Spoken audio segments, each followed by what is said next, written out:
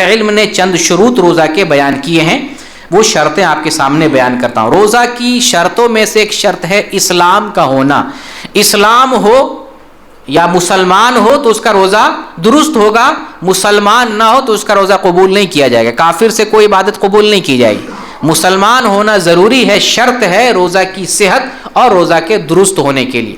ایک آدمی ہے، صحیح مسلم کی حدیث ہے 214 نمبر کی، عبداللہ بن جدعان، یہ سیدہ عائشہ رضی اللہ تعالی عنہا کے رشتہ داروں میں سے ایک ہیں۔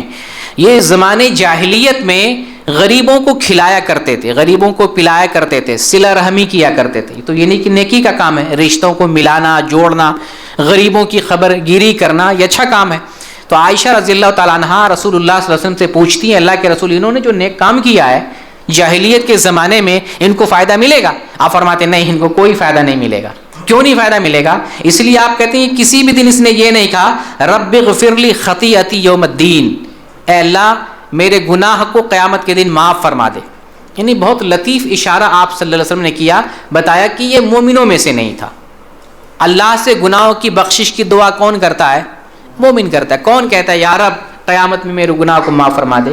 مومن کہتا ہے۔ بہت لطیف اندازہ جو ہے اشارہ کیا ہے کہ وہ مسلمانوں میں سے نہیں، لیکن بات بڑے اچھے پیرائے میں آپ صلی اللہ علیہ وسلم نے بیان کیا، کیونکہ یہ آدمی سیدہ عائشہ رضی اللہ تعالی عنہا کے رشتہ داروں میں سے ہے، اور جو ہے اس کے کافی جو ہے حسنات ہیں، یہ مظلوم کی کافی جو ہے خبر گیری کیا کرتا تھا۔ بہرکیف کافر سے عبادت قبول نہیں کی جائے گی۔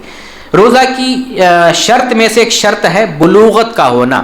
جو بالغ ہو جائے اس پر روزہ فرض ہوتا ہے، جو بالغ نہ ہو اس پر روزہ فرض نہیں ہے، لیکن تعلیم اور تربیت کے طور پر بچوں سے بھی روزہ رکھوانا چاہیے۔ روزہ کی شرطوں میں سے ایک شرط ہے عقل کا ہونا۔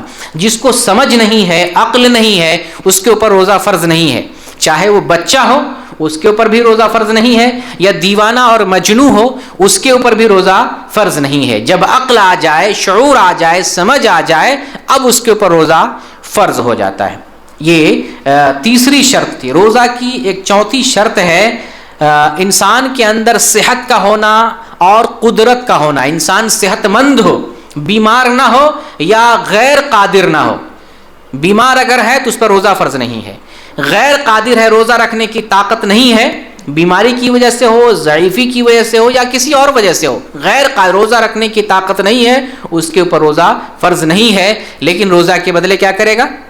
وہ ایک مسکین کو، ہر روزہ کے بدلے ایک مسکین کو جو ہے فدیہ دیا کرے گا۔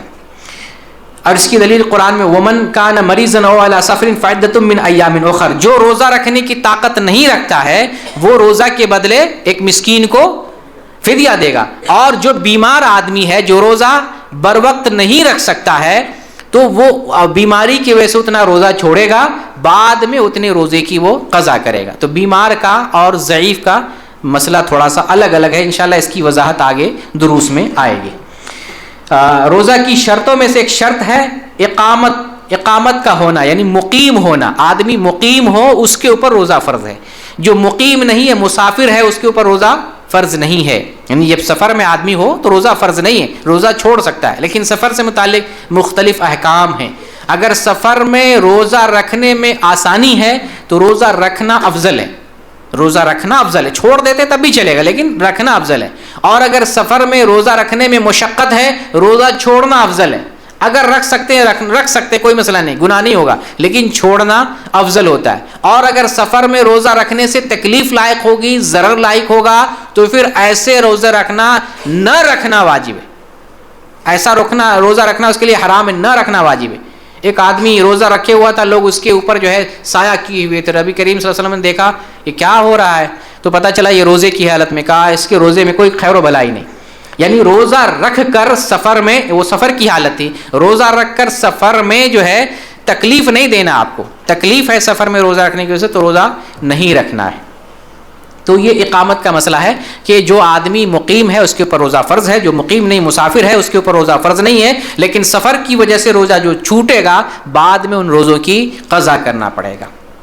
اسی طریقے سے چھٹی شرط ہے حیض اور نفاس سے پاک ہونا. عورت کا حیض سے نفاس سے پاک ہونا. حیض اور نفاس کی حالت میں اگر عورت ہے تو روزہ اس کے اوپر حرام ہے. جب پاک ہو جائے تو جتنا روزہ چھوٹا ہوا تھا حیض کی وجہ سے یا نفاس کی وجہ سے اتنا روزہ قضا کرنا. ایک عورت آتی ہے اور سیدہ عائشہ رضی اللہ تعالیٰ عنہ سے پوچھتی ہے کہ کیا حیض کی حالت میں جو نمازیں چھوٹ جاتی ہیں ان نمازوں کی قضا ہے کیا؟ تو سیدہ عائشہ پوچھتی ہیں کیا تم حروریہ ہو کیا؟ ایک مقام ہے کوفہ کی طرف عراق میں، وہاں سے خوارج کا ظہور ہوا تھا. پہلی مرتبہ خوارج کا ظہور وہیں سے ہوا تھا. خوارج کسے کہتے ہیں؟ جو دین میں تشدد برتتے ہیں، مسلمانوں کو بھی کافر سمجھتے ہیں، کوئی بڑا گناہ کر لے گناہ کبیرہ اس کو بھی کافر سمجھتے ہیں، مسلمانوں کا خون حلال سمجھتے ہیں. آج دیکھتے ہیں دنیا میں اتنا فتنہ فساد اور مسلمانوں پر جو ارہاب کا جو الزام لگا ہوا، انہی لوگوں نے مسلمانوں کو بدنام کر رکھا ہے. تو یہ اس علاقے جو ہے سیدہ عائشہ کہتی کیا تم حروریہ ہو کیا، ادھر سے تعلق رکھتی ہو کیا؟ ہم تو رسول اللہ صلی اللہ علیہ وسلم کے زمانے میں حیض کی حالت میں جو ہم سے روزہ چھوٹتا تھا تو روزوں کی قضا کرنے کا حکم دیا جاتا تھا، اور جو نمازیں چھوٹتی تھیں تو ان نمازوں کی قضا کا حکم نہیں دیا جاتا تھا.